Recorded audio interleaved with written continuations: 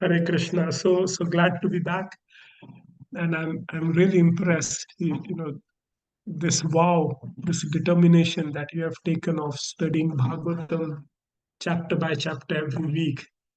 It's going on so nicely. You're in sixth canto now, almost towards the end of the sixth canto. So really well done.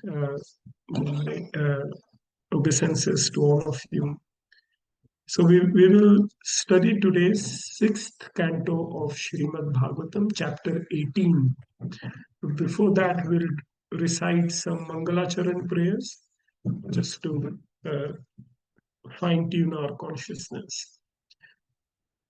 Om Namo Bhagavate Vasudevaya. Om Namo Bhagavate Vasudevaya. Om Namo Bhagavate Vasudevaya.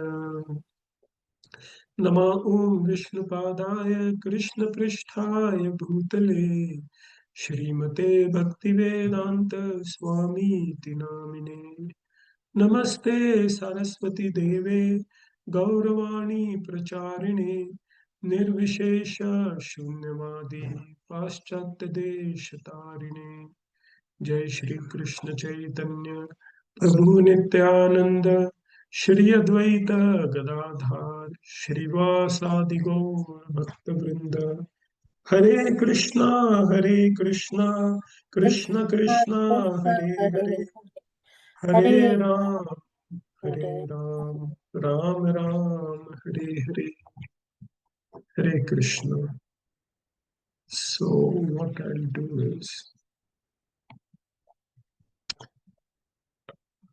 okay. Now the 18th chapter, Diti vows to kill Indra, has 76 verses. We've got only an hour, including some time for any comments or discussion later on. So I'm not going to read verse by verse. Uh, that is your homework, and I assume you've read the chapter on Tuesday anyway. So you've got a fair bit of idea of what the chapter is about. So in the previous chapters, we have discussed how the pastime of the great devotee called Vritrasur. And in the last chapter, chapter 17, it was discussed why Vritrasur got birth as a demon because of the curse of goddess Parvati. So now that pastime has been discussed, Shukdev Goswami will continue with his description of the genealogy. And in this chapter, uh, the birth of the Maruts is discussed. The 49 Marut, how they came into being, is discussed. And whilst this pastime is being discussed, there are many other important points which are mentioned. So we will focus on some of these uh, discussions and take it from there. So the first verse, Shri Shuka Uvacha Prishnistu Patni Savitu Savitrim Vyahritim Traim Agnihotram Pashum Somam Chaturmasyam Mahamakhan. Shukdev Goswami said, Prishni, who was the wife of Savita, the fifth of the 12 sons of Aditi. So Kashyap Muni had two wives, Diti and Aditi. He had many wives actually, but of Aditi, uh, there were 12 sons. The fifth one was Savita, and his wife was Prishni. Prishni, they gave birth to three daughters, Savitri, Vyariti, and Trayi, and sons who were called Agnihotra, Pashus, Som, Chaturmasya, and the five Mahayajnas. So, in this way, this genealogy continues, and we will go to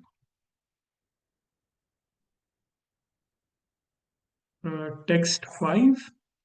that how Valmiki and Bhrigu, they became the sons of Varuna, whereas Agastya and Vashisht Rishi were the common sons of Varuna and Mitra, the 10th son of Aditi. Uh, we then go to verse 8. Urukramasya devasya maya vamana rupina. So Urukrama or Lord Vamandev, his appearance is described here, that he was the 12th son of Aditi. We just discussed Aditi had 12 sons. Now the Supreme Personality of Godhead, he appeared in the form of a dwarf as Urukrama, the 12th son of Aditi. So Aditi gave birth to all the demigods and even the personality of Godhead. Lord Vamandev came from her womb. And it goes on to describe that. So Shukdev Goswami says later on, which is in 8th canto, I will describe this particular pastime of Lord Vamandev. And in text 10, Shukdev Goswami says, अथ कश्यप दायादान दैत्यान कीर्तयामिते यत्र भागवत श्रीमान प्रहलादो बलिरेवच. So he's saying, I will now describe the sons of Diti who were begotten by Kashyap, but they became demons. Diti's sons are called Daitya. They became demons. But what he is saying, that don't think that all the descendants were demonic. Yatra Bhagavata Shriman Prahlado. In this dynasty, the great devotee Prahlad Maharaj appeared. Who else appeared? Balir Evacha. Lord Bali also appeared, for whom Vamandev came and begged 3 steps of land and covered the 3 universe. Okay, so sometimes it happens, I think in all families, in English, they say that there are black sheep in every family. So here the meaning is actually opposite, that in this even in the dynasty, even in the descendants of Diti, the Daityas, uh, there were great devotees like Prahlad Maharaj and Bali Maharaj. So they appeared in this dynasty. Now, from Diti, the first 2 sons who appeared were Hiranyaksh and Hiranyakashipu. And this pastime has already been discussed in 3rd canto of Srimad Bhagavatam. How Jay and Vijay, they fell down from the gates of Vaikuntha and they took birth as Hiranyaksh and Hiranyakashipu. So the genealogy continues. So Kashyap married to Diti. Diti gave birth to Hiranyaksh and Hiranyakashipu. And in the next verse it says, the wife of Hiranyakashipu was known as Kayadhu. And Kayadhu gave birth to 4 sons, Samlad, Anulad, Lad, and Prahlad. Prahlad was the youngest. And their sister was known as Simhika. Okay. So this is something not many people are aware of. The brothers of Prahlad, Samlad, Anulad, Ahlad, and the sister known as Simhika. Now, what is mentioned further is something really unique. So, Simhika married the demon named Viprachit and gave birth to a demon called Rahu. And in text 14, it is said, Shiroharadyasya harishchakrena pibatom mritam samradasya kritir bharya suta panchajanam tata. And this Rahu, in disguise, when he was drinking the nectar amongst the demigods, the Supreme Personality of Godhead severed his head. So Prahlad Maharaj, he is the nephew, Rahu is the nephew of Prahlad Maharaj. जैसे हिंदी में बोलते हैं उनके भांजे हैं, बहन का लड़का. So that's the link between Prahlad and Rahu. Okay. So in next verse, text 15, Radhasya dharma nirbharya sut vata pim वातापिम इलवलम योगस्त्याय त्वथि त्वतीथये पेचे वातापिमिलवल. So the wife of Lad was named Dhamani, and they gave birth to two sons called Vatapi and Ilvala. How many of you have heard this particular story of Vatapi? I have heard, Prabhuji. Great, great, excellent. It's actually a I've very not popular heard, story Prabhuji. Can tell the of story. Vatapi and Ilvala. So correct me, Mataji, if I make any mistakes in this.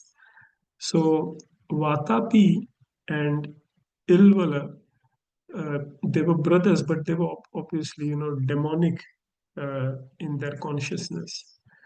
And they used to kill rishis, but they had a unique way of killing rishis. What Vatapi had a benediction that he would come back from death.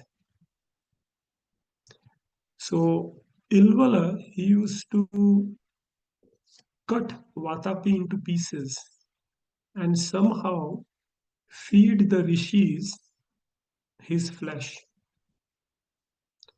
And so when the rishis they would eat him, then Ilvala would call out the name of Vatapi, my brother, come back. And Vatapi would come from their stomachs, killing them. So that was their modus operandi of killing sages. So one day it is described, text 16, Anuradhasya suryayam bashkalo mahishastatha.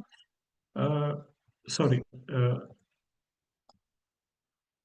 it's not described in this. Sorry, in the same verse 15, it is said, Yogastyaya tuthiye peche vata pimilvala. So once Agastya Rishi came and Ilvala, he invited him. He said, come along. Uh, I want to serve you. So Agastya Rishi came, and then in the rice, he hid the meat of Vatapi. And then Agastya Rishi, he consumed it, and then Ilvala called out the name of Vatapi. But on this occasion, Vatapi did not come. So he becomes worried, what's going on? So Agastya Muni says, I know what you did. And I've actually digested him. Now he's not coming back. So like that, Agastya Muni put an end to their killing of the rishis. So we should be careful when we take food from others. That's one of the lessons I learned. We don't know what others are putting in our food. And we are not powerful like Agastya Muni that, will digest whatever sinful reactions or demons are entering our body. So we should be really careful what goes into our mouth. And the only way you can be sure of what's going in your mouth is when you yourself are cooking the food. Okay.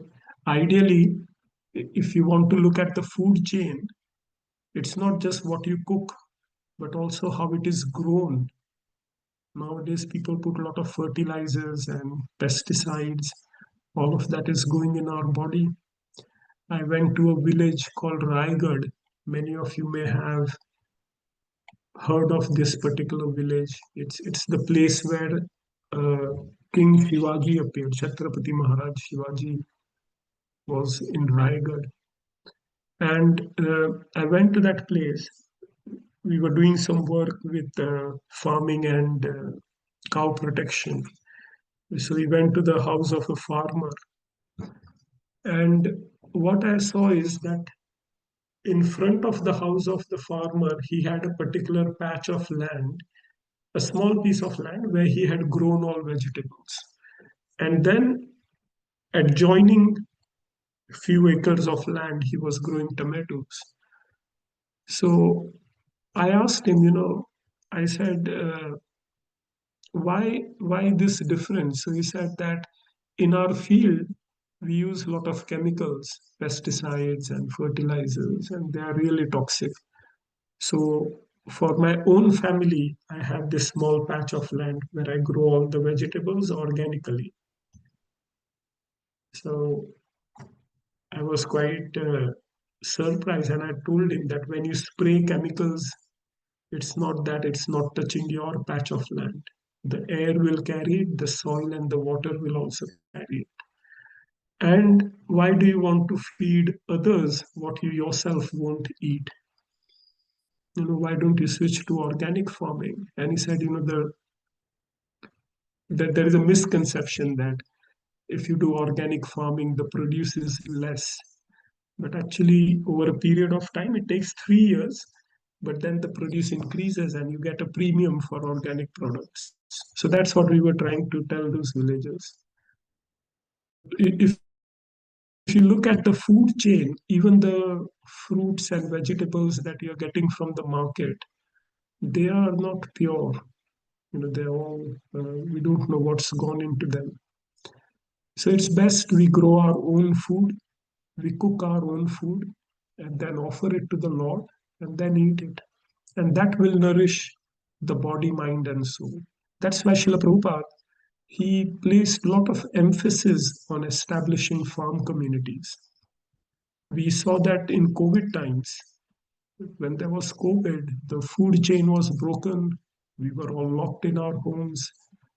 People were rushing to get toilet rolls, and I went some days to supermarket to see all the shelves empty.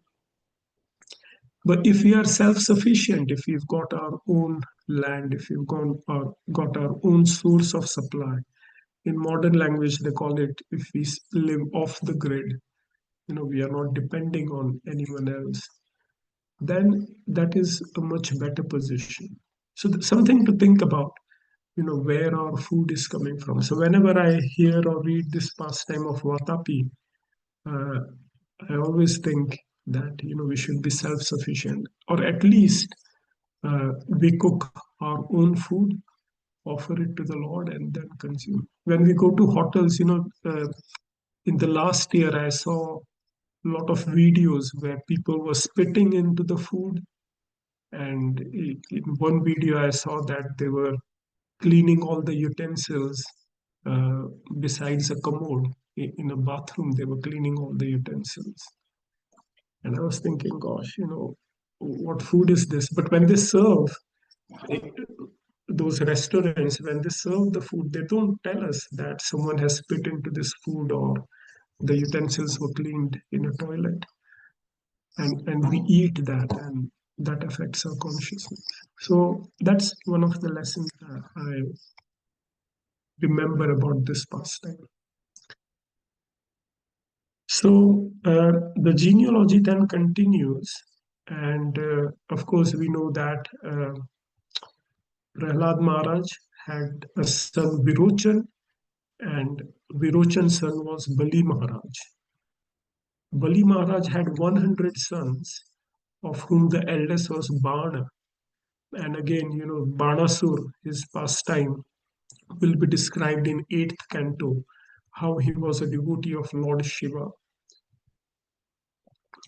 So now the pastime comes of the 49 Maruts, text 19.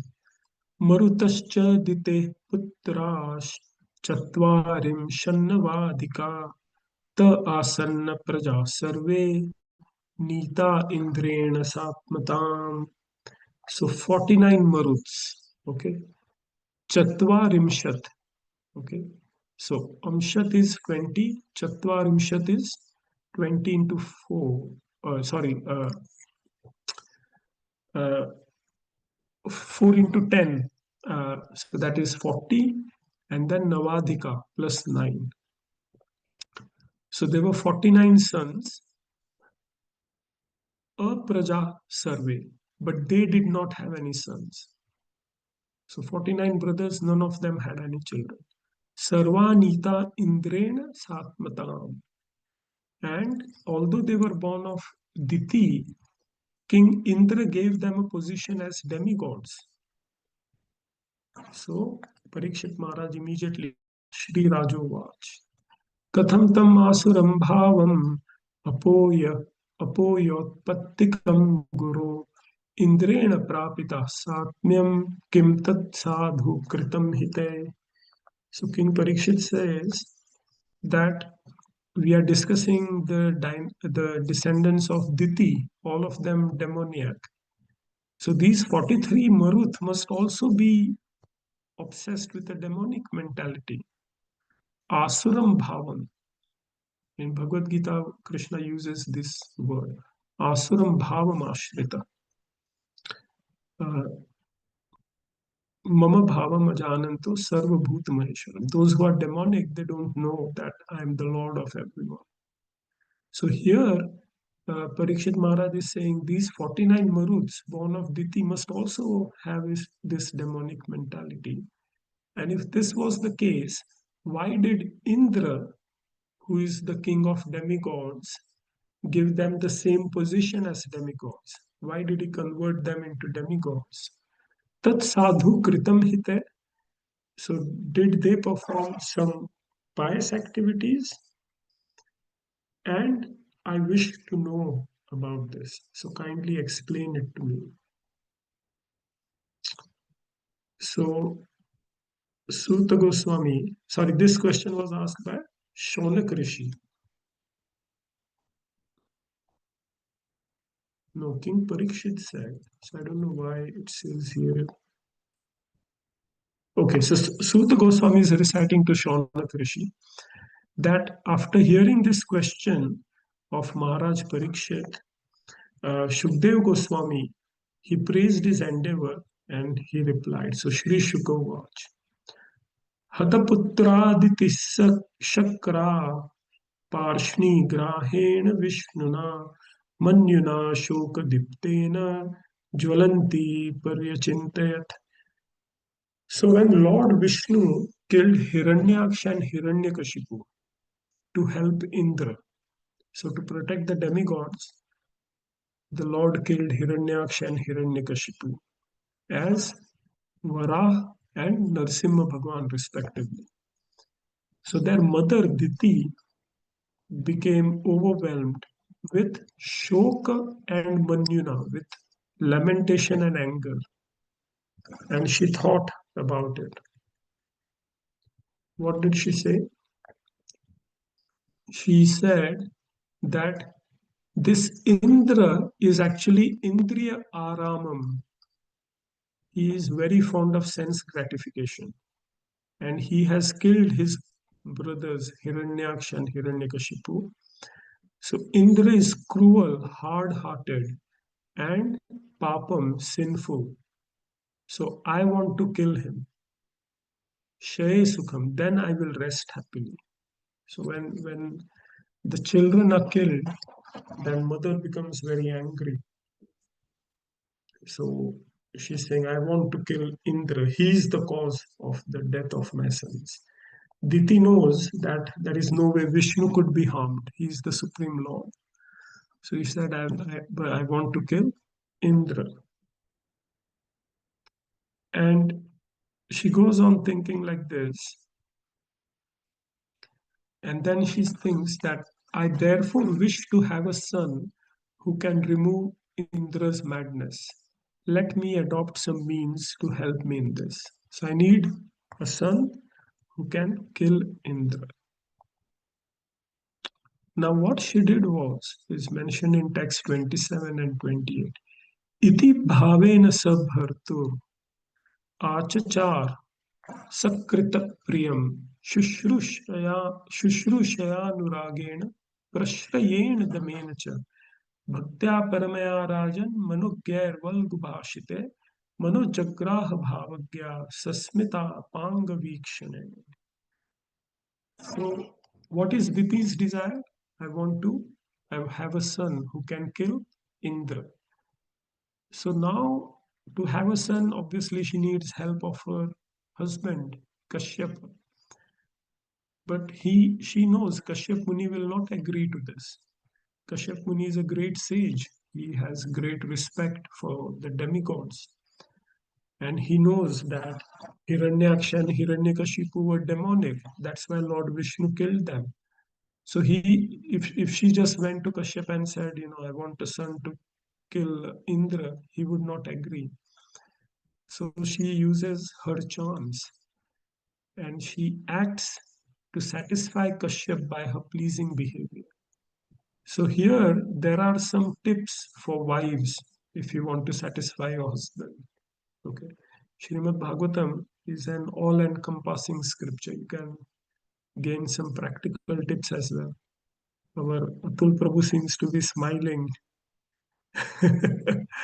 But this is true. The knife can be used to kill a person and it can also be used to save a person. Depends whether a murderer is using it or a surgeon is using it. So these are the tips to uh, satisfy one's husband. Uh, in third canto, we read how Diti again, she wanted to have sex with Kashyap Muni in the evening. And then in that episode, we read how Kashyap tries to, console and bring Diti to the correct path. So we learn some tips over there for husbands, how to deal with your wife nicely. Here we are learning some tips of how a wife should deal with husband. So what did she do? She always carried out Kashyap's order very faithfully as he desired. That is the first thing, Generally, husbands, uh, if they want something and if the wife carries it out straight away, then they think, oh, well, my wife is very good. And what qualities attracted Kashyap? Service, love, humility, control, words spoken very sweetly, smiles, and glances. So, like that, if a wife behaves with the husband, then the husbands they succumb to the wife. Sometimes people think that you can control someone by anger or by using harsh words, but that's the best way to repel someone. If you actually want to get the favor of someone, then uh, being gentle and loving is a better way of getting things done.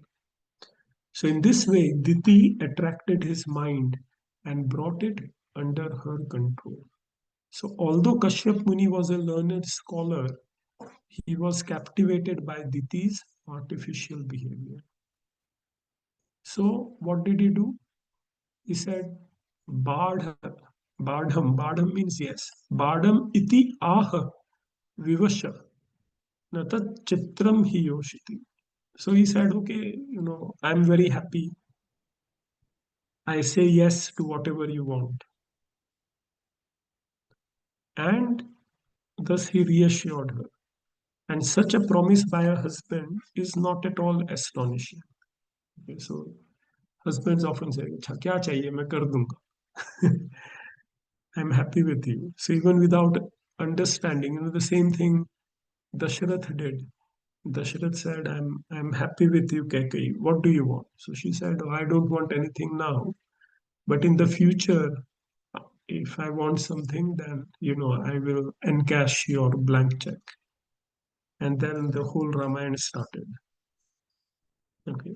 Well, this is the nature, this is the psychology of husband and wives.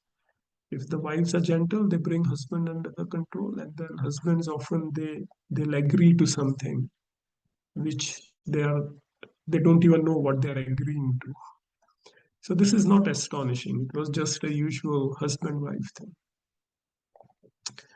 So what is the reason for this psychology? It is mentioned in text 30. विलोक्य एकांत भूतानि भूतानादेव प्रजापति स्त्रियम चक्रे स्वदेहर्दम यया पुंसा मतिर्वृता. So Brahmaji, he saw in the beginning that living entities were ekanta bhutani. They were all detached. The four Kumaras that he created. He said, go and procreate. Not interested. So how will the creation expand? Brahmaji's duty was to give all the living entities a body. So if no one is procreating, how will it go? So therefore, to increase population, Brahmaji created women from the better half of man's body. The same thing you find in Christianity, in the Old Testament, that Eve was created from Adam. The Muslims also believe that. But the origin of everything is our Sanatan Dharma. All these ideas they have taken from Sanatan Dharma. Okay. All other religions, all other philosophy, they have two things in common. They have a creator, one person who has originated those philosophies or religion, and they have a time stamp of when it was created. Is it not? Christianity, it was it came into being 2000 years ago. Islam after that, Buddhism, much before that. All these philosophies, all these modern religions, uh, they came into being, and there's a personality attached to that. But I often ask, some of my friends, they say, Allah is the only way. So I ask them, before Islam, say 2000 years before, what about those living entities? What was the way for them? Your prophet came only much later on. So what was the way for them? And they often struggle to give a decent answer.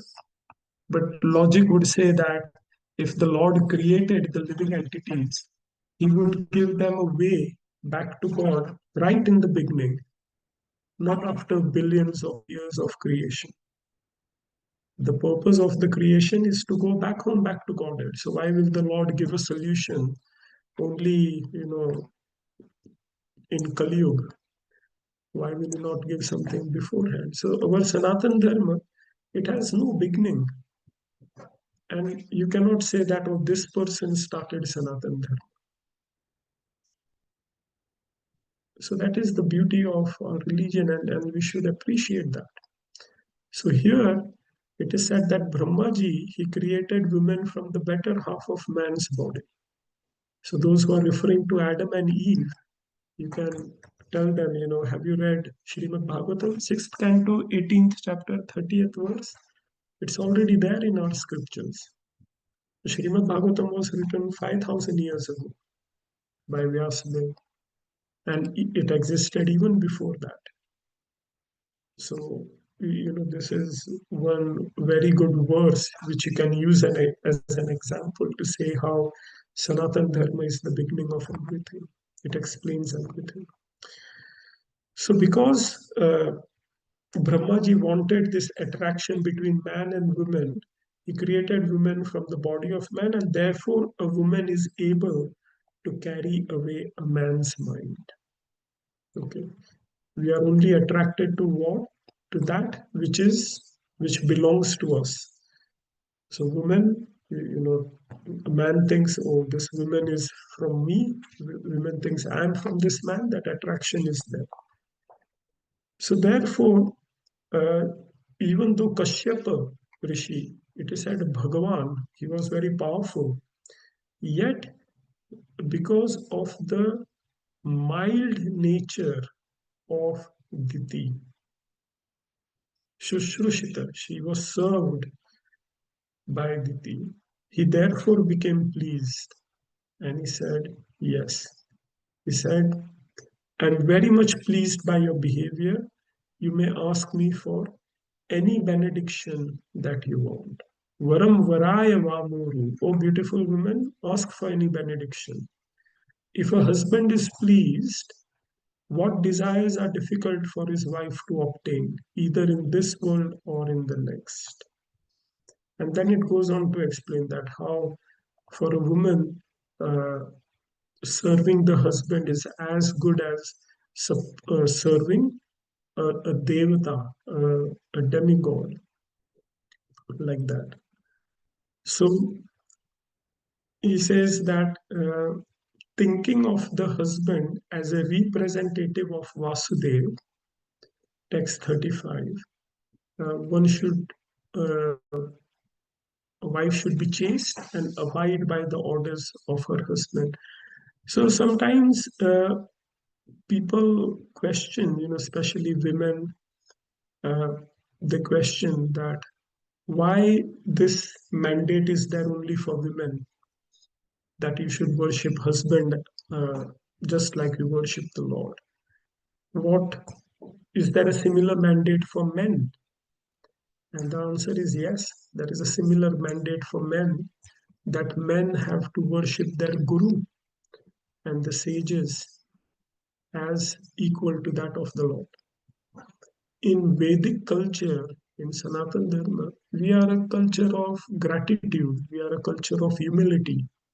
What to worship husband or what to worship the guru.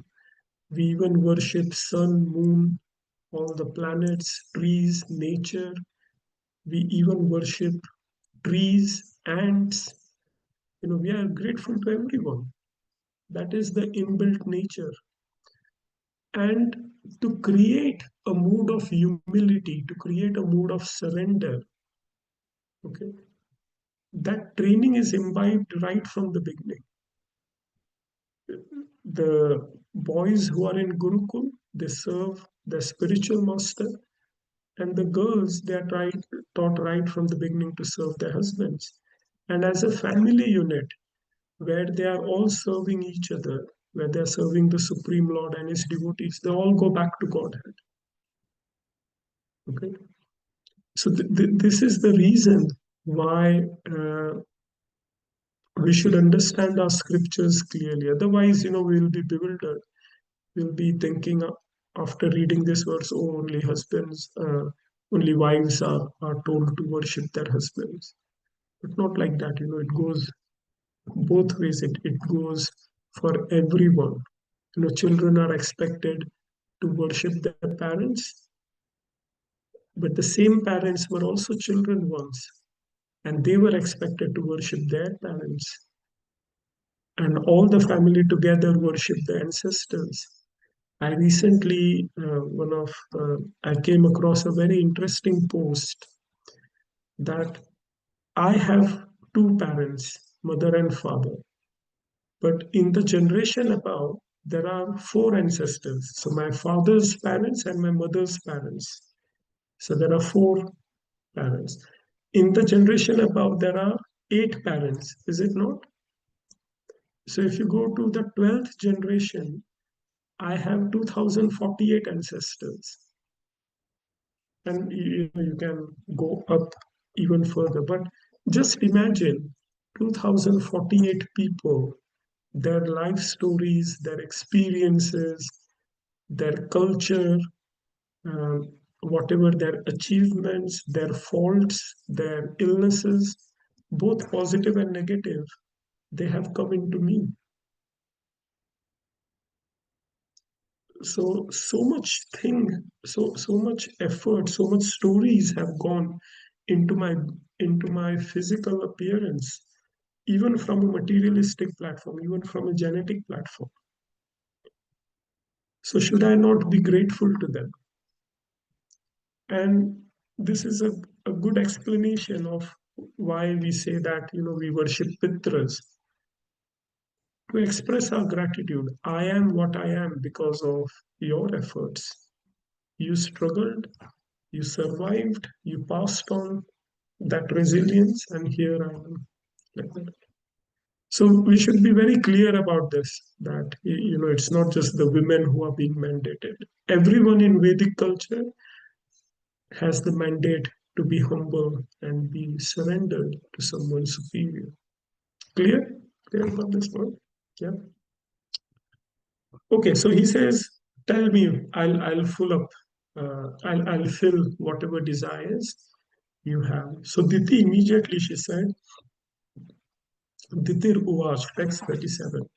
Vardo yadi me brahman putram indrahanam vrine amrityum mrityaputraham yena me ghatitam sutam. So she says, Diti, that Indra, with the help of Vishnu, killed my two sons, Hiranyaksha and Hiranyakashipu. So give me a benediction. Give me an immortal son who can kill Indra. So upon hearing this, Kashyap Muni, he said, oh, what have I done? Now I will be the reason for the death of Indra, and he's not done anything sinful that he should be killed. So now he's reflecting, getting too attached and taking advantage of this. Maya Devi, in the form of my wife, she has uh, bewildered me. So now, because of this, I will glide down towards hell. And he's thinking further that my wife has adopted a means that follows her nature, and therefore she is not to be blamed. A wife is expected to be humble and serve her husband. So she's done exactly that. She's not manipulated me. She's followed her nature. But I am a man. Dhikmam bata. Therefore, condemnation be upon me. I could not control my senses. I could not decide what is good for me. So everyone, irrespective of who they like to hear yes from everyone else. We all like to be surrounded by people who are our yes men, who always praise us, who never oppose us, who always say, no, Prabhuji, you are the best. Everything you're doing is correct. Okay, you may be going into hell, but they'll say, no, no, Prabhuji, you are such a good person. We all like that kind of company. But is that really helpful?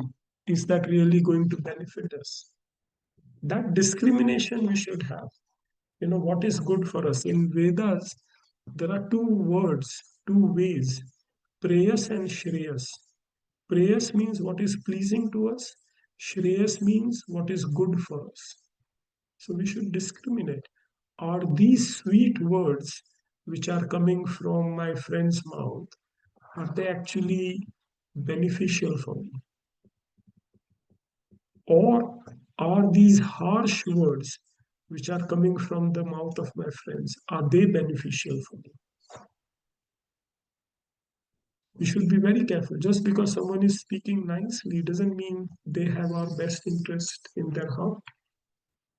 Diti knew what she wanted. She wanted a son to kill Indra, and she used a chance. But Kashyap Muni should have been careful before making a promise. So now he's saying, I'm not at all conversant. Abudam swartheyat. I did not know what was good for me. So he's thinking, what's the way of my heart? What's the way out of this? So of course, the psychology of women is described a bit more in text 41, 42. In text 43, Kashyap Muni says that, okay, I think I have a solution for this. My promise cannot be violated, and Indra does not deserve to be killed. So he says, okay, uh, he spoke to Diti as follows, Shri Kashyapu. He says, Diti, I will fulfill your vow. I will fulfill your desires. And he describes the process of a vrata, a vow, which Diti has to do for 1 year. He says, Diti, if you can do this for 1 year, you will get a son who can kill Indra. But if you deviate from this vow, then you will get a son who is favorable to Indra. So you do it correctly, your son will kill Indra. You do it incorrectly, your son will become a friend of Indra. So Diti says, fantastic. But tell me clearly, what should I do? What is forbidden and what will not break the vow? Tell all of this clearly. Tell me what are the rules of this game. I'll play it properly for a year. So Kashyap Muni describes the process called Pumsavana Vrata. And this Pumsavana Vrata is meant uh, to purify a person. So you will see that whatever Kashyap Muni is about to say, if you follow that, you will lead a very purified life. And the idea was that it will purify Diti of her consciousness. Getting the point?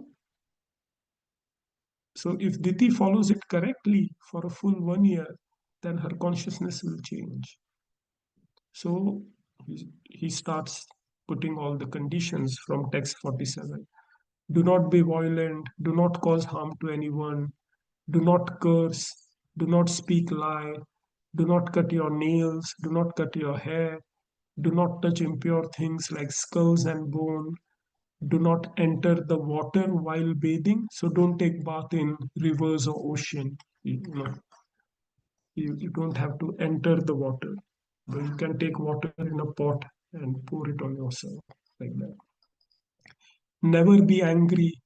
How many of you can do this for a year, or say for a month, or even for a week, okay, even for a day? Very difficult. But this is Satya Yuga, so it is still possible. Do not speak or associate with wicked people who have not been properly washed. Do not put a garland that has already been worn. Don't eat leftover food. Don't eat food offered to goddess Kali, because people usually offer meat, food in the mode of ignorance to goddess Kali. Do not eat anything contaminated by flesh or fish. Do not eat anything brought or touched by a Shudra or anything seen by a woman in her menstrual period. Do not drink water by joining your palms like this. Don't do like that. And after eating, do not go out without washing your mouth, hands, and feet. I've seen this being done even by my parents and grandparents. They will eat, they will first wash their hands, or gargle, and they'll wash their feet as well. In my generation, I've seen very few people wash their feet. People wash their hands and mouth. But in the next generation, I've unfortunately seen people only wash their hands. They don't wash their mouth or feet. And in very young children, I've seen they don't even wash their hands now. They just take a tissue and wipe it off. But this is not the Vedic way. You should not go out in the evening or with your hair loose. You should not go out unless you are properly decorated with ornaments. You should not leave the house unless you are grave and sufficiently covered. Asamvita, without being covered. Asamyakava, first control your mind. Become peaceful, become grave. Decorate yourself properly. Don't keep your hair loose. And then, once you have dressed yourself properly, go out. How many women do you see like that on the streets nowadays? Very few. So that is why this age is called Kali. You should not lie down without having washed both of your feet or without being purified. Okay. So you should not sleep without washing your feet. In the night, again, wash your hands, mouth, feet, then go to the bed. Your head should not be pointed west or north. Again, very important. Your head should not be in west or north. You should not lie naked or with other women or during the sunrise or sunset. So, like that, he says you should worship the cows, Brahmanas, Lakshmi Devi, the Supreme Personality of Godhead. And in this way, uh, if you perform this ceremony, text 54, for 1 year, you will your desires will be fulfilled. But if there is any discrepancy, then your desire will not be fulfilled. So she says, Badham iti, yes, I will do. And she becomes pregnant and starts discharging her vow. So Indra, he hears about this and he says that, Arey, Diti's son may kill me. But he also knows if Diti breaks the vow, then the son will not be able to kill me. So he comes to the ashram and engages himself in the service of Diti so that he can observe Diti closely. Okay. And if she makes any mistake, he'll get a chance. So Diti does not give him any chance. Indra is serving by, Diti is the Mosi. Aditi is the mother of Indra, and Aditi and Diti are sisters. So Indra is the Mosi, Diti is the Mosi of Indra. So Indra is serving his aunt by bringing flowers, roots, kusha grass. Exactly, he's doing properly, and he cannot find any faults. So he becomes very anxious that this vrat is going on nicely. Diti is becoming pregnant, uh, and the son will kill me. But once in text 60 it is described, unfortunately, one day, what happened? Ekda satu sandhyayam uchishta vritakarshita asprashta varya dhautangri shushva vidimohita. Diti had become so weak and tired because of following these vows that once in the evening she did not wash her mouth, hands, and feet after eating, and she went to sleep. So she broke two vows: do not sleep in the evening, and do not sleep, do not, that you have to wash your mouth, hands, and feet after eating. So Indra got a chance. What did he do? He entered Dite Pravishta Udaram. He entered the womb of Diti straight away. And with his thunderbolt, Chakarta Saptada Garbham, he slashed the embryo into 7 pieces. And what did the embryos do? Rudantam Saptada. They started crying. The 7 pieces of embryo, they started crying. So Indra, he said, do not cry. Marodi, iti tanapuna. Do not cry. And he cut them again into 7 pieces again. Okay, so this is how 49 pieces of the embryo came about. So these 49 embryos, fetuses, they pleaded to Indra with folded hands. And they said, Kimna Indram Jigham Sasi Bhrataro Marutastava, that we are your brothers. We are Marut. Ma Roditi. Ma means do not. Roditi means cry. So Indra said, Marut, Ma Roditi, do not cry. So these beings, they thought our name is Marut. Indra called them as Maruditi. So he said Marut. So they said, we are Maruts. So understand how the name came about, the 49, because Indra addressed them as such. They thought their names was Marut. So they said, we are Marut, your brother. Why are you trying to kill us? So Indra came to his senses and he could realize that they are his younger brothers, they are his followers. So he said, Ma bhaishta bhrataram mayyam yuyamiti aha kaushika ananya bhavana parshadam atmanam marutam garam. So he said, you are all my brothers, you don't have to fear for me.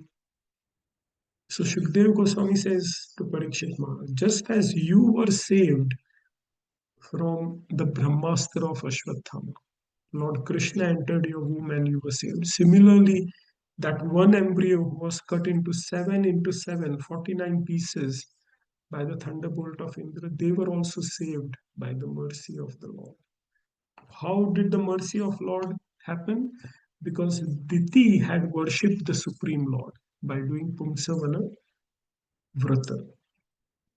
So if one worships the Supreme Personality of Godhead, the original person, even once, he receives the benefit of being promoted to the spiritual world and possessing the same bodily features as Vishnu. Diti worshipped, so this is 67. Diti worshipped Lord Vishnu for almost a year, adhering to a great vow. And because of such strength in spiritual life, 49 Maruts were born. And that's why Indra gave them the position of demigods. So that was the question of Parikshit Maharaj. Diti's sons are meant to be demonic. So how did Indra consider those Maruts as demigod? That is explained in this passage. Now, just on this verse, see the potency of bhakti to the Lord is immense. We do not really understand it. Okay, but this verse is saying that even if someone like Diti, who has this sinful desire of killing her sister's son in her mind, even if she performs devotional service, she gains so much strength that the fetus, the embryo in her womb, cannot be destroyed by Indra. Okay, so you do some devotional service, your children are getting such strength that they cannot be destroyed by anyone. Can you imagine what is the potency of devotional service? I recently went to Barsana and Brajaraj Prabhu, he told me one verse from Radha Sudhanidhi, verse 154, that if one chants the name of Radha even once, all the sinful actions are destroyed. And Lord Krishna says, oh, this person is my devotee. What can I give to him? Just by chanting once the name of Radha. That is the potency of spiritual practices. One another Brijwasi, he told me that in the world there are many powers. There is Vitta Shakti, the power of wealth. There is Deha Shakti, the power of your body. There is Manasik Shakti, the power of your mind. But in India, we are blessed with Deviya Shakti. We are blessed by the divine energy. And that is very powerful. People often think that, I've seen people tell their children, why have you taken up to devotional service? What good will come out of it? I was hearing Premanandji Maharaj. He said that he left home and he had a worry, will I get any food? So in the afternoon, he became very hungry and he sat in one Lord Shiva temple. And this person came from nowhere. He said, where is Pujari? He said, I haven't seen the Pujari. Oh, then you drink this full bottle of yogurt. He said, ये दही लाया हूँ तुम ले लो. Premanand Maharaj said that I was so happy, and he became fully convinced the Lord will take care of me now. Okay, so we need to have that. That is where we fail. It is not that we do not know devotional practices. All of you have been reading Bhagavatam. Many of you are practicing devotional life for many years. But the question is about that faith, about that conviction that the Lord will protect me. That by doing devotional service, I'm not missing out on anything. That just by doing devotional service, everything else will be accomplished. And I may be demon, I may be demonic, but if I do even a small aspect of devotional service, everything else will be accomplished. I don't need to take shelter of any of the process. And that is what we hear in this pastime. So Diti, when she wakes up, she sees that there are these 49 children, And she says how this came about, and she realizes Indra has done this. So she asks Indra, what happened? And he said, you made a fault. I entered your womb, but by the grace of the Lord, none of them have died. And I now understand this was a secondary result of your performing devotional service. So I want to take your sons to the position of demigods. So she says, fantastic. And in the last verse, it is said, Evam te sarvam akyatam yanmam tvam pariprachasi mangalam marutam janma kim bhuya kathayami te. My dear King Parikshit, I have replied as far as possible to the questions you have asked me, especially in regard to this pure, auspicious narration about the Maruts. Now you may inquire further and I shall explain. So I would like to end my discussion here. Very beautiful chapter, a lot of important points in this chapter. We talked about Vitapi, the importance of what we consume. We spoke about, how Diti satisfies her husband. We can all learn from that. What is applicable to a wife is also applicable to the husband. The husband can also please his guru, his wife, his society, family by speaking nicely, by dealing lovingly. And then we hear how by the power of devotional service, not only us, but our children also get protected and they get raised to the platform of demigods. So we need to have faith and practice devotional service. So I'll stop here. Hare Krishna. Thank you very much, Prabhu. Yes, if you've got any questions, please raise your hands. Gita Gamyan Mataji, would you like to ask your question and unmute Hare Krishna? Hare Krishna Prabhuji, it is not a question. I want to say the class was very good, and the main thing that really stuck to me is that Diti, after performing the devotional service, even though she wanted to kill Indra with her child, she completely transformed. So, the power of devotional service is from whatever level we are, even if it is the lowest, still we can start from there, and that's really enlightening. Thank you very much, Prabhuji. Hare Krishna. Thank you, Bhakti. Thank you. Okay, Janakanya Mataji, would you like to ask your question, please? Hare Krishna, Prabhu. Thank you for an amazing class. Easy to follow. Thank you. There are a few points I'd like to clarify, if you don't mind. You want them all together or sing? You can do them all together, Mataji. Okay. Yes. Yeah. What's the learning in the bit that you why am I? I think you say I am what I am because of you. I think you mentioned that. And how does it connect with karma? That's one of them. And then these divine personalities we're talking about, how they were the pure devotee, the pure higher personalities, how they're like they're asking for all these benediction, these desires they have to have, like a son or a child. How does it sort of attach with? How does it fit with attachments and possessions and material desires that we're meant to be detached from? That's the other one, and how does it fit with our practice of striving for humility? And also the thing about menstruation, to me, that's a cleansing, natural, physical, natural nature. So it seems that women are exempt from, continuity in their practice as a disciple because of this. At times I hear that a lot in the temple. They can't be doing this, they can't be doing that because of.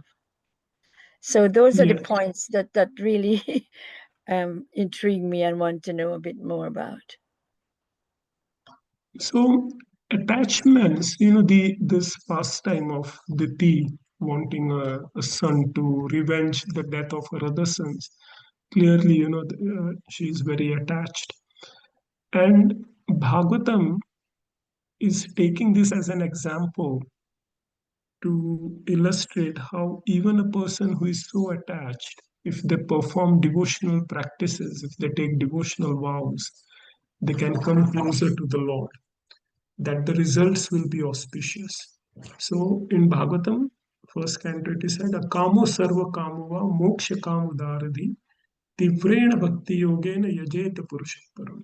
Whether you have desires, no desires, or you have devotional, whatever your position is in terms of attachment or detachment, if you engage in intense devotional service, then everything will be auspicious.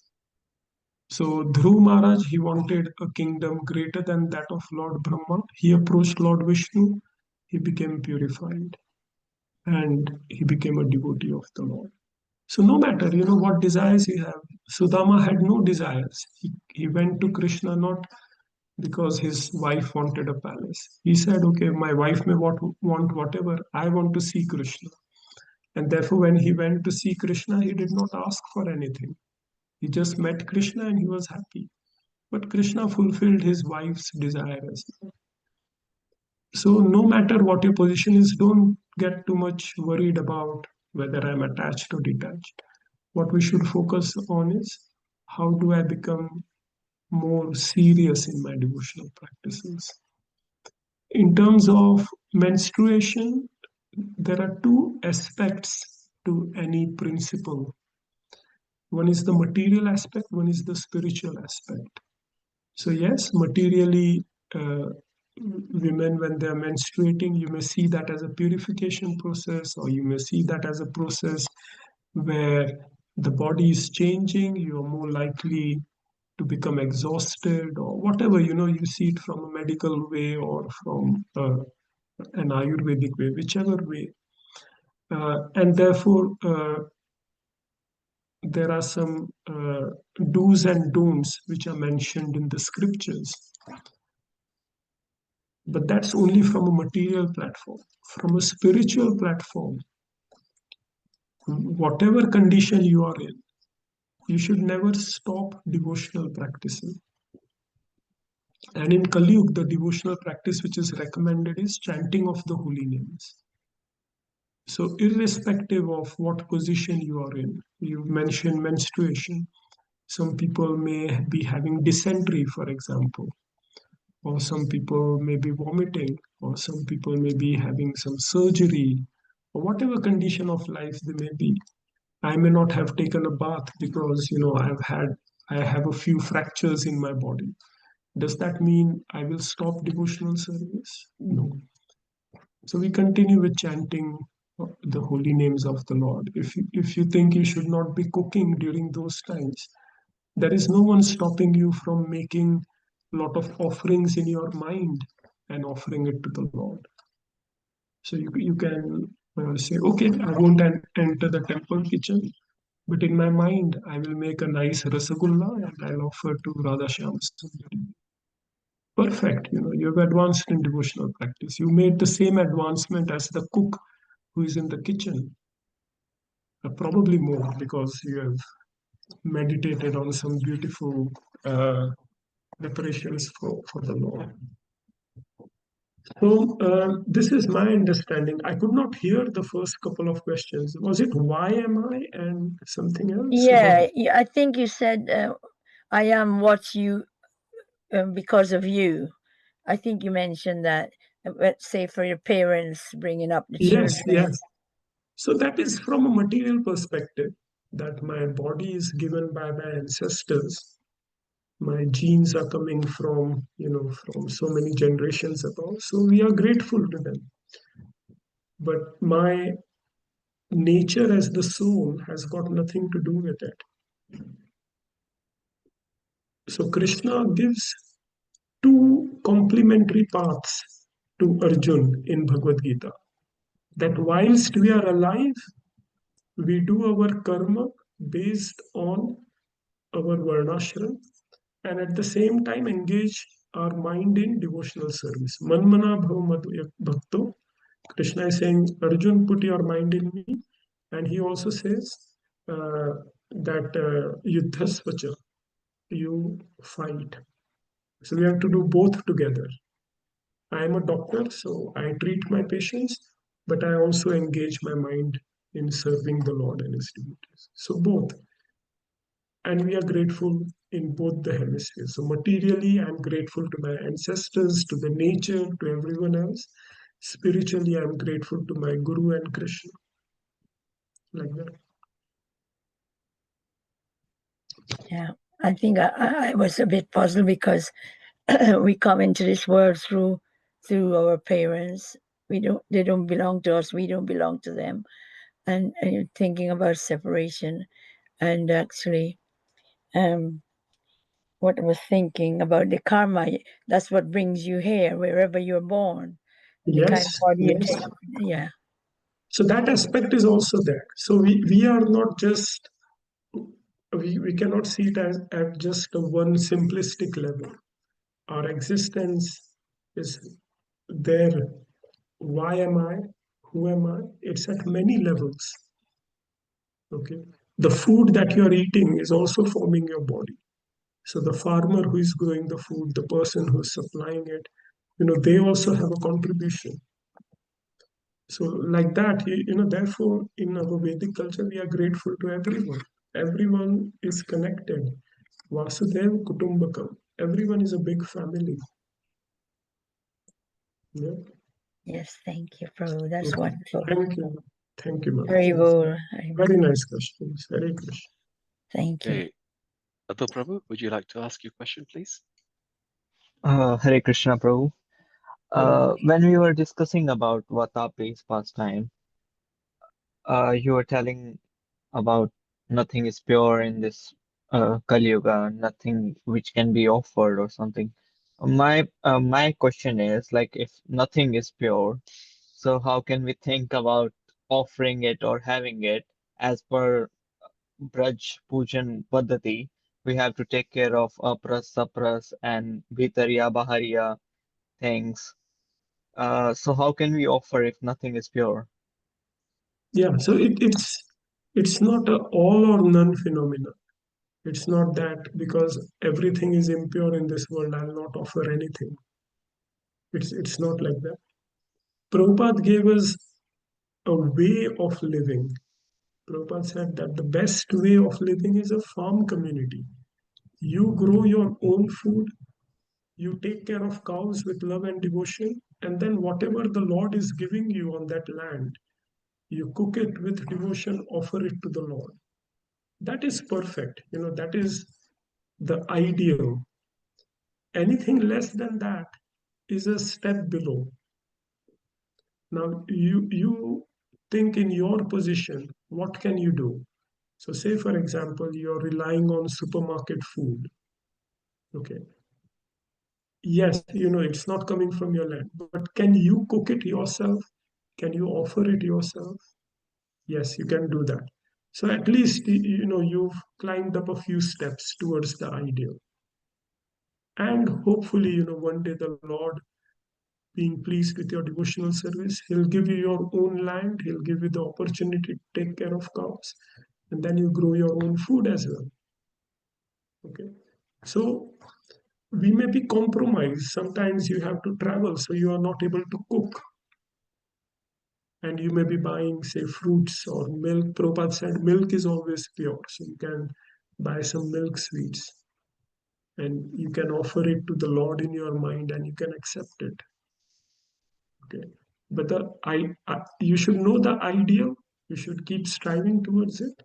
And then meanwhile, at least, the minimum that you should be doing is offering to the Lord. and then eating. So even say, I know some kids, they like chocolate or crisps, and they fight with their devotee parent. No, I want this, I want this. Sometimes, okay, you have a chocolate, but in your mind, offer it to the Lord or thank it to the Lord. I've seen some parents like that. So the idea is the child will understand that, yes, I have to offer to the Lord. And when the child grows up and is a bit more mature, then hopefully, he'll stop eating them. Okay? Okay, Okay. Panchali Mataji, Panchali Mataji, would you like to ask your question? Yes, Hare Krishna Prabhuji. Thank you. Hare Please accept my humble obeisances. Thank you for the My wonderful. Dandavat. Prabhuji, I have a very quick question about offering prayers to our ancestors.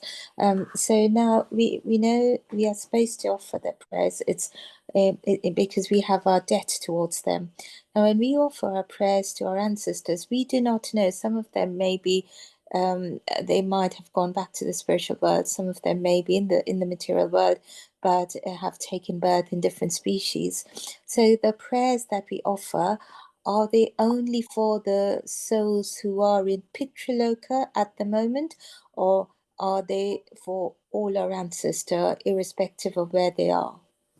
Hare Krishna. All our ancestors. I do not know where they are, but if anyone is stuck in a difficult situation, whether in Pitraloka or in this world or wherever else, I offer my prayers to all of them. And I thank them. I express my gratitude for them. I will give you a very practical example which I experienced myself. So I went to this meditation course, and in the last day of the meditation, they said that we will do what is called a compassionate meditation. So, whoever has harmed you, whoever has benefited you, see, throughout our lives, we are very selfish beings. We only look for ourselves, what will benefit us. So, I went to this meditation because I wanted to benefit from the meditation course. But on this particular ninth day, the person said that today we will meditate not for ourselves, but for the whole world. We are taking things from everyone, from nature, from other living beings, from known people, from unknown people. So today, when you meditate, you just think that I'm grateful to everyone. Thank you. If I've hurt you in any way, I'm sorry. If you've hurt me in any way, I forgive it. Just all positive emotions towards everyone. So we did that for half an hour, 1 hour, whatever. I don't remember the exact time. But I had backache for many months. And after doing that particular meditation, during that process, I realized that I had negative emotions towards a particular person. And I worked through that. And when I came out of that meditation session, my backache was gone from all those months. So I was harboring some negative emotion, which was affecting me in a negative way. So similarly, all our ancestors, wherever they are, whatever position they are in, there is no harm in praying for them, expressing our gratitude for them. Sometimes you may be holding a grudge against someone, and there is a lot of evidence now for intergenerational trauma. As a psychiatrist, I work as a psychiatrist, so trauma is one of my field of interest. If your ancestors, say your great grandfather, has suffered some trauma, it may still be active in you without you knowing about it. So when you are expressing your gratitude, when you are thanking them, whether in Pitra Paksha or whenever, whatever time of the day, you are processing all of that. And from scriptures, we know that they are also benefiting. So it's a win-win situation for everyone. Yeah. But what we should not do is just thank our ancestors, because we have no power to do anything. The power comes from Deviya Shakti, from devotional service. So first we become devotees of the Lord, and then even if you don't pray for your ancestors, Krishna says, I'll take care of them. But as devotees, we are always grateful. So one of my personal prayers in the morning, after I worship the deities, is I pray to the deities that everyone in this world become happy. There is a verse from the Vedas, Sarve bhavantu sukhina, sarve santu niramaya, sarve bhadrani pashyantu, ma kaschid dukkham bhavya. Let everyone be happy, let everyone be healthy, let everyone see auspicious things, let everyone not suffer at all. So this is our prayer for everyone. And this is the etiquette of a devotee. More than ourselves, we are interested in others, including our ancestors. How can we benefit them? And that power comes not from me, that power comes from Krishna. So I pray to Krishna that Krishna make everyone happy, make everyone healthy, make everyone see auspicious things. Let no one suffer. This is my request. Okay? Thank you very much. Yes, Prabhuji. Thank you so much. Thank you. Hare Hare Krishna. Krishna. Hare Krishna. Okay, thank you, Prabhu. If I could just ask, does the process of serving take you towards the path of devotional service or hinder this process if you do so with the intention of doing it in a manipulative way, as was described in this chapter? Sorry, I didn't get that. Does the process of serving take you to devotional service? Does the process of serving initially, ultimately take you towards being in the path of devotional service, if at the start you do it in a manipulative way? Okay. Yes. So no matter what your motivation is in the beginning, if you come in contact with Krishna, then you will become a devotee. No doubt about it. So Kansa, for example, throughout his life, he was always thinking about Krishna in a very negative way. He did not even serve Krishna, but he got liberated. So Krishna is, Prabhupada used the example, Krishna is like fire. Now you may be very hard-hearted like iron, but if iron comes into contact with fire, it becomes red hot and behaves like fire. So no matter what your motivation is, it's just somehow connect to Krishna. Whether you are a cooler or a heater, if you connect to electricity, then you will get surcharged. Okay, without that connection, you are just a dead machine. So yes, the answer for this is very clear cut. By serving, irrespective of your motivation, you will become a devotee of them. Okay, That thank is you very much. the potency of devotional service. Okay, thank you very much, Prabhu. So Devi Mataji, would you like to ask your question?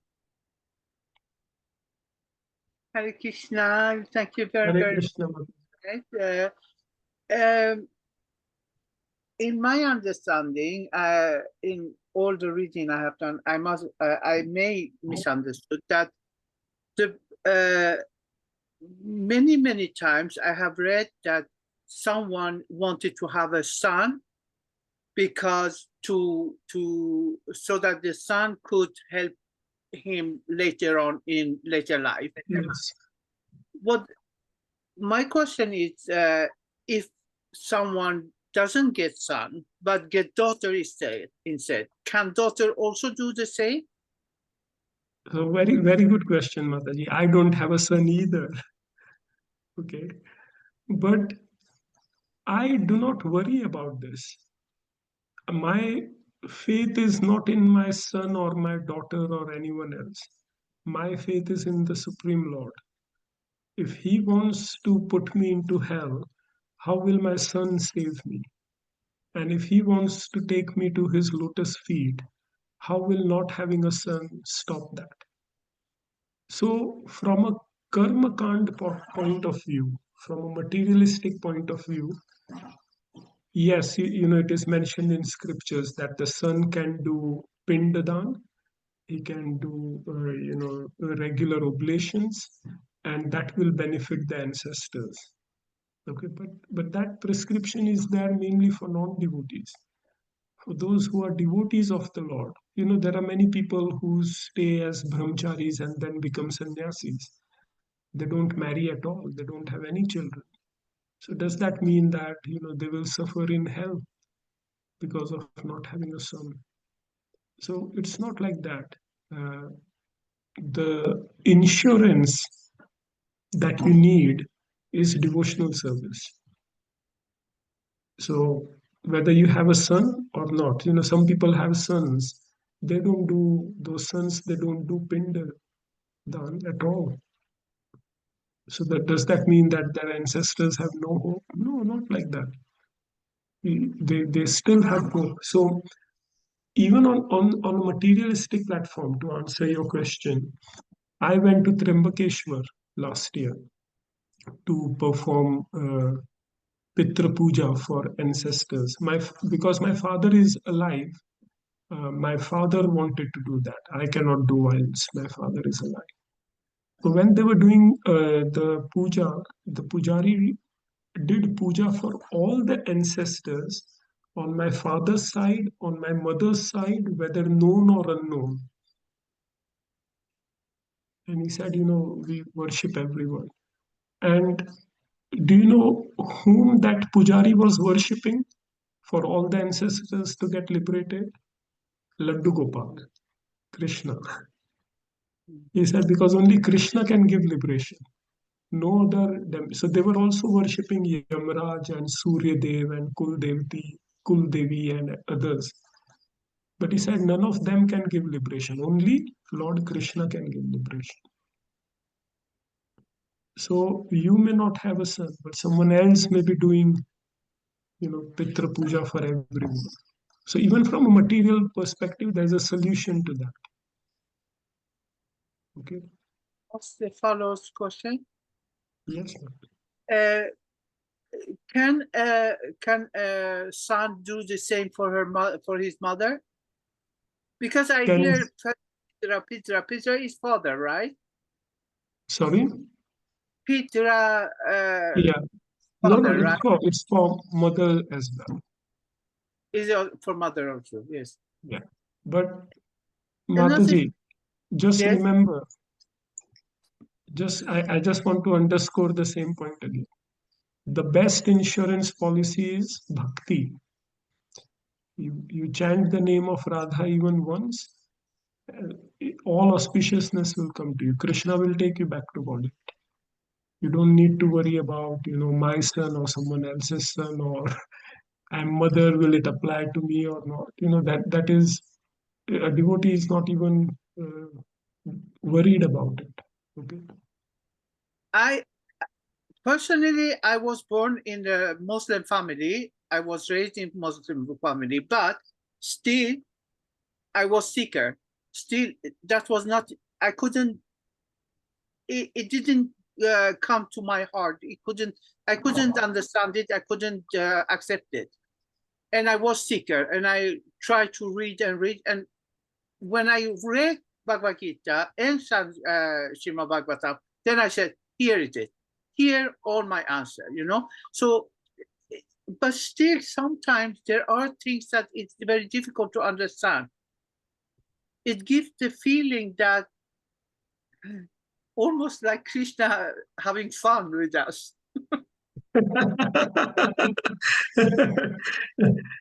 That's true. That's true. Krishna, he that's why all of us are around. We all have fun with Krishna. If you think Krishna is having fun with you, you can also have fun with him. What I mean is because it's in one place he says something, in another place he say a bit different, and in another place again a bit different, and then one gets confused. It feel like he's sitting and laughing. No, Yay! no, no, no, no. No, Mataji. The scriptures are very coherent in the instructions. There's no contradiction. But what you have to understand is the spirit of the scriptures. All the scriptures are saying one thing: become a devotee of Krishna. Now, that simple message may be elaborated in so many ways, but the message is simple: become a devotee of the Lord. How do you become a devotee of the Lord? By chanting his names, by serving him, by serving his devotees. So it's very simple. Vyasadeva could have written the entire scriptures in one verse. He could have written the entire message. Would people follow that? No. People like stories, people like some brainstorming, people like some intellectual exercises. So Vyasadeva has expanded all of that. But if you condense it, just simple message: chant the names of Krishna. So Prabhupada was very clever. Prabhupada gave 4 words and he said, this is your spiritual life. What are the 4 words? Chant and be happy. So if you chant, then everything is accomplished.